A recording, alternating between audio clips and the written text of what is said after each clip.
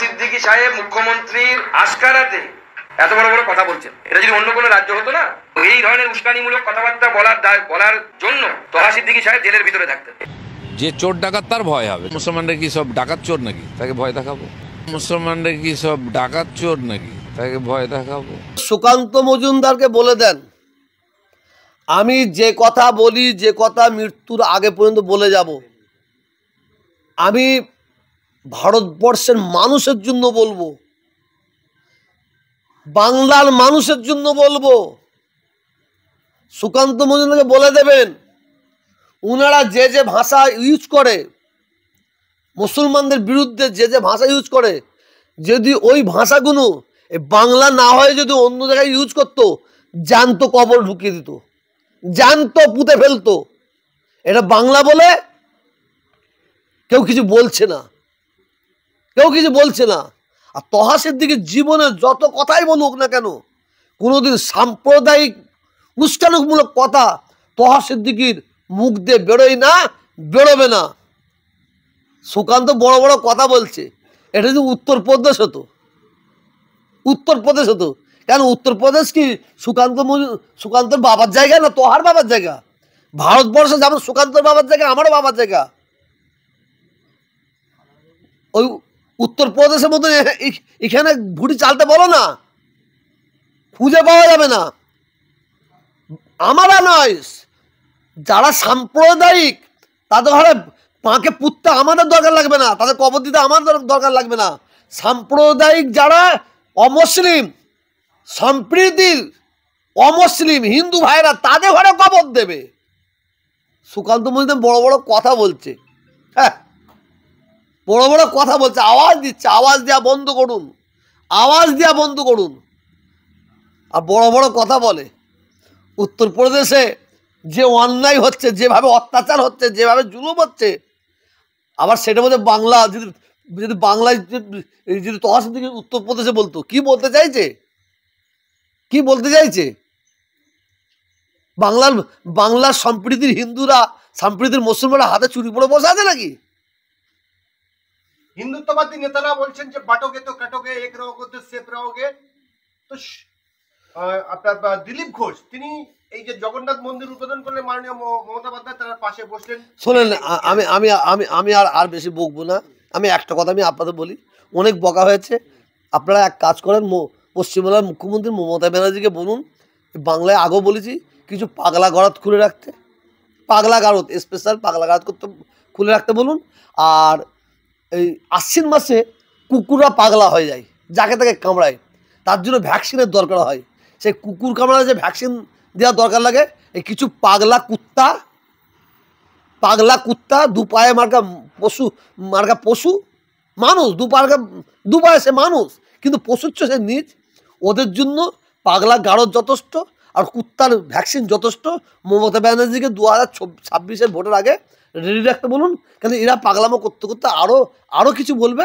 অতএব এদের পাগলা কুত্তার ভ্যাকসিন দিয়ে, পাগলা গারদ দিয়ে এদের ঘরে বন্ধ রাখার জন্য অনুরোধ করছি আমি। এমনি বাংলার মানুষ বলে, বিরোধী যারা রাজনৈতিক তারা বলেন যে মমতা বন্দ্যোপাধ্যায় রাজ্যের মুখ্যমন্ত্রী, তিনি মুসলমান দরদি, তিনি নাকি মুসলমান হয়ে গেছেন। আবার যদি আপনি ছুটি চান, আবার যদি বাড়ি দেন, তাহলে তো বলে পাকাপাকি মনোনীত বললেন। তাহলে মুখ্যমন্ত্রী মমতা ব্যানার্জি তো কাউকে ভয় করে না, উনি তো নাই কাজ করবে। কে কি বললো না বললো, আপনি তো আমাকে আজকে বলতে পারেন, আপনি তো মমতা ব্যানার্জির কাছের লোক, আপনি এই দাবিগুলো কেন করছেন বলতে পারেন না? আপনি তো বলবেন আমাকে যে আমি সত্যটা বলতে পারবো না, সত্যটা বলার অধিকার নেই। এটা বাংলার মানুষের, মানে বিশেষ করে মুসলিমরা বলছে, কিন্তু আমরা দেখছি কেউ আমাদের হাতে মারছে, কেউ ভাতে মারছে, দেখছি, এটা আমরা দেখছি। কিন্তু আমাদের দাবি মুখ্যমন্ত্রীর কাছে, যেমন জগন্নাথ মন্দির হয়েছে, তেমন দীঘাতে একটা মসজিদ করা হোক, মসজিদটা জন্য একটা জায়গা দেওয়া হোক, ওয়াকফ সম্পত্তির আয় থেকে ওখানে একটা মসজিদ সুন্দর করা হোক, একটা দাবি। দ্বিতীয় দাবি, যত থানা আছে প্রত্যেকটা থানায় কালী মন্দির আছে, হিন্দু প্রশাসনের মানুষেরা, অমুসলিমরা তারা পুজো করে, কিন্তু প্রত্যেকটা থানায় মুসলিম ছেলেমেয়েরাও আছে, হ্যাঁ কম বেশি আছে। আছে, দুটো হোক চারটো আছে। তারা নামাজ পড়বে কি করে? তাদের জন্য মসজিদ করতে বলছি নি, তাদের জন্য একটা নামাজ ঘর করে দেওয়া হোক, এটা আমাদের দাবি থাকবে। আর যদি কেউ বলে চুম্বড়ে বসে থাকেন, আমরা আছে বলে, আমরা ক্ষমতায় আছি বলে আপনারা এখনো কথা বলতে পারছেন, এই ভয় দেখে যদি কেউ দেখায়, আমি মনে করবো সে মূর্খ জগতে বাস করছে। আচ্ছা, মুখ্যমন্ত্রী ঘোষণা মাফিক যদি সবার বাড়িতে বলেছে বাংলায় সবার বাড়ি বাড়ি ওই মন্দিরের ছবি এবং প্রসাদ পৌঁছে যাবে, আপনি তো যদি আমার বাড়িতে আসে, আপনার প্রশ্ন হচ্ছে যদি আমার বাড়িতে আসে আমি কি করব?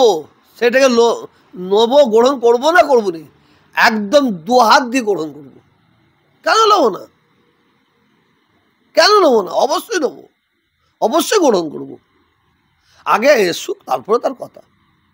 আপনি রামনবমীতে অস্ত্র নিয়ে সভা করছিল, সেই নিয়ে আপনি বলেছিলেন যে অস্ত্র নিয়ে সভা করছেন, কিন্তু আমরা ভারতবর্ষের মানে সংবিধান এবং আইনকে শ্রদ্ধা করি, ভালোবাসি, আইন মেনে চলি, সেই জন্য আমরা এই সবগুলো আইন অস্ত্র নিয়ে করি না। যদি আমরা যদি উচ্ছৃঙ্খল হতাম, তাহলে আমরা ওই অস্ত্র ওদের মতো আমরাও নিয়ে বেরোতে পারতাম। সেই জায়গায় সুকান্ত মজুমদার রাজ্যের বিজেপি নেতা এবং তিনি সংসদ একজন, তিনি প্রাক্তন অধ্যাপক, তিনি বলেছেন যে কেন্দ্রমন্ত্রী, তিনি বলেছেন যে তহা সিদ্দিকী যেসব মন্তব্য করেন শুধু বাংলায় বলে পার পেয়ে যায়, উত্তরপ্রদেশ হলে ওনাকে এতদিন জেলের ভাত খেতে হতো।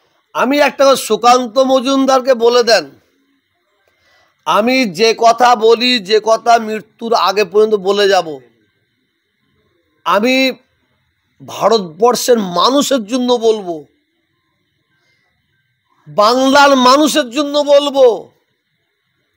সুকান্ত মজুমদারকে বলে দেবেন, উনারা যে যে ভাষা ইউজ করে, মুসলমানদের বিরুদ্ধে যে যে ভাষা ইউজ করে, যদি ওই ভাষাগুলো বাংলা না হয়ে যদি অন্য জায়গায় ইউজ করতো, জ্যান্ত কবর ঢুকিয়ে দিত, জ্যান্ত পুঁতে ফেলতো।